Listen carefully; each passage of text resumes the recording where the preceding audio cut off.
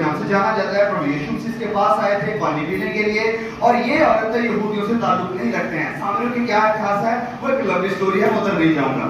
सामरी लोग यहूदियों से कोई ताल्लुक नहीं रखते हैं। यहूदी लोग सामरियों को नीची जात समझते हैं, उनके साथ उठना बैठना, मेल मिलाप, उनसे पानी पीना भी वो अशुद्ध समझते हैं।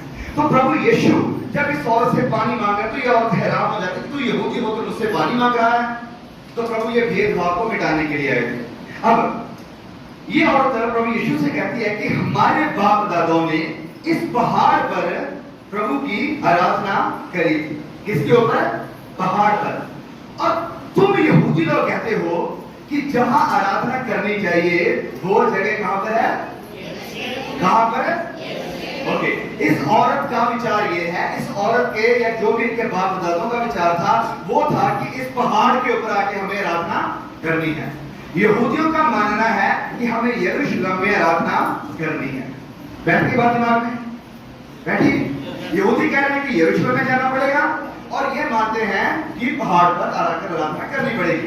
अब प्रभु यीशु का जवाब क्या था? प्रभु यीशु ने कहा कि मेरी बहन, मेरी बेटी, सुन, वह समय आता है कि तुम ना तो, बोले ना तो, इस पहाड़ के ऊपर और ना तो यरूशलेम में पिता की आराधना करोगे। समझे बात?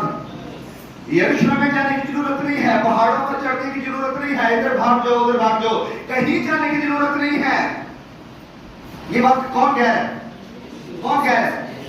अरे खुद सी यीशु कह रहे हैं। लेकिन बड़े दुख की बात है कि शैतान ने ये चीजें जो प्रभु ने सिखाई थी, इतना अंधकार भर दिया है कलीसिया में भी कि कलीसिया भी गुमराह हो चुकी है आज।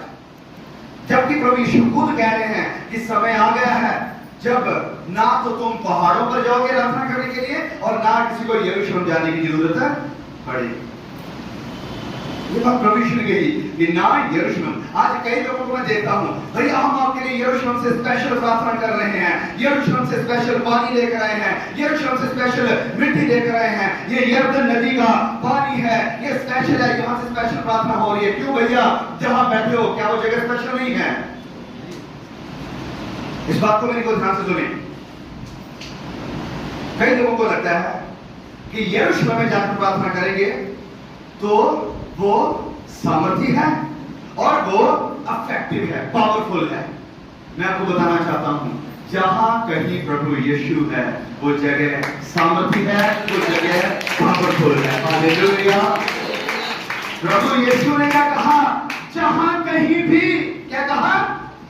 जहां कहीं भी मेरे नाम से 2 या 3 इकट्ठे हो, मैं वहीं मौजूद हूं, मैं वहीं मौजूद हूं। जगह सामर्थ्य नहीं है, जगह इंपॉर्टेंट नहीं है, जगह महत्वपूर्ण नहीं है। प्रभु यीशु की उपस्थिति इंपॉर्टेंट है, महत्वपूर्ण है और सामर्थ्य है।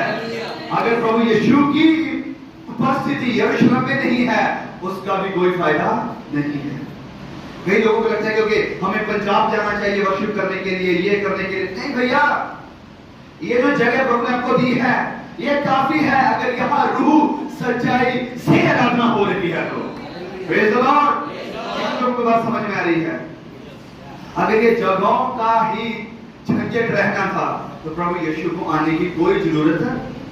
प्रभु यीशु आए, वो हैकल का जो पर्दा था जो हमेशा बंद रहता था, जिसमें साल में सिर्फ एक ही बार वो याजक जाया करता था, वो भी बड़ी तैयारी के साथ, बड़ी पवित्रता के साथ, बड़ी कुर्बानियां चढ़ाने के बाद, फिर भी कोई भरोसा नहीं था कि वो जिंदा वापस आएगा या नहीं। उसके पांव पर रस्सी बांध दी जाती थी, हाथ में घंटी दे दी जाती थी कि इसे बजाते रहना है ताकि हमें पता चलता रहे कि तुम जिंदा हो प्रभु की उपस्थिति में। और अगर वो कहीं मर जाता था, घंटी बंद हो जाती थी, अगर उसमें कोई गुनाह होता था तो रस्सी उसे खींच लिया जाता था। प्रभु यीशु जब आए, क्रूस के ऊपर मरे, तो पर्दा लिखा है फट गया।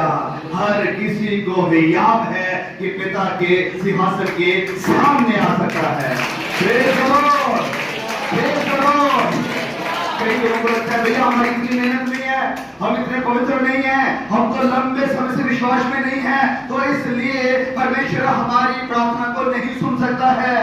अगर आपको ऐसा लगता है तो वचन को पढ़ना पढ़ना शुरू कर दें। अगर आपको ऐसा लगता है तो प्लीज वचन को गहराई से जानना शुरू कर दें, क्योंकि शैतान का सबसे बड़ा डर पता क्या है आपको? सुने, क्या है? क्या? अरे सुनना ही नहीं दे रहा। क्या है? यस, ये है जिससे शैतान डरता है। बाइबल की सबसे पहली किताब शैतान जानता है कि मैं वो नहीं पढ़ने दूंगा, क्योंकि वहां पर लोगों को पता चल जाएगा कि मैं दुनिया को कैसे गुमराह करता हूं। फिर शैतान बाइबल की आखिरी किताब प्रकाशित वाक्य को पढ़ने नहीं देगा। भैया वो समझ नहीं आती, बड़ी गहरी बातें हैं, बड़े सिंबल्स हैं, क्या क्या हमें कुछ पता नहीं चलता, इस कारण हम उसे नहीं पढ़ेंगे। वचन में प्रकाशित वाक्य की किताब में ये नहीं लिखा धन्य वो जो इस किताब को पढ़ता और सुनता और इसे समझता है। वहां पर क्या लिखा है? धन्य है वो जो इस भविष्यवाणी की किताबों को पढ़ता, सुनता और इन पर समझना जरूरी नहीं है। इसे आप पढ़ना शुरू कर दोगे, शैतान थरथराना शुरू कर देगा। आप इसे पढ़ना शुरू कर दोगे, शैतान काम करना शुरू कर देगा। उसे पता चल जाएगा कि मेरे ये जो विरोधी हैं मसीही लोग, इन्हें पता चल रहा है कि मेरा अंत कैसे होगा, मेरा न्याय कैसे होगा, कैसे मैं बांध दिया जाऊंगा और अथाह कुंड में डाल दिया जाऊंगा।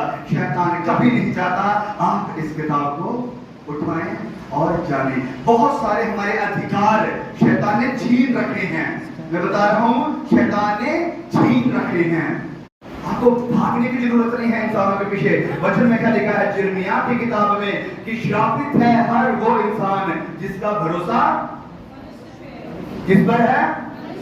जो मनुष्य की तरफ नजर लगाकर बैठा है, भैया ये मेरे पर हाथ रखेगा तो कुछ हो जाएगा, ये मुझे कुछ कर देगा तो हो जाएगा, अगर मैं इसको मिल लूंगा तो कुछ हो जाएगा। औरत किसके पीछे भाग रही थी? जिसे 12 सालों से लहू बहने की बीमारी थी। यीशु मसीह के पीछे। किसके पीछे? प्रभु यीशु मसीह के पीछे। उसने नहीं कहा कि एक बार थोड़ा सा पौलुस को कह दूंगी, एक बार थोड़ा सा याकूब को कह दूंगी, एक बार थोड़ा सा यूहन्ना से बात कर लूंगी। नहीं, वो इस विश्वास में भाग रही थी यीशु मसीह के पीछे कि अगर मैं यीशु ही को छू लूंगी तो मैं चंगी हो जाऊंगी।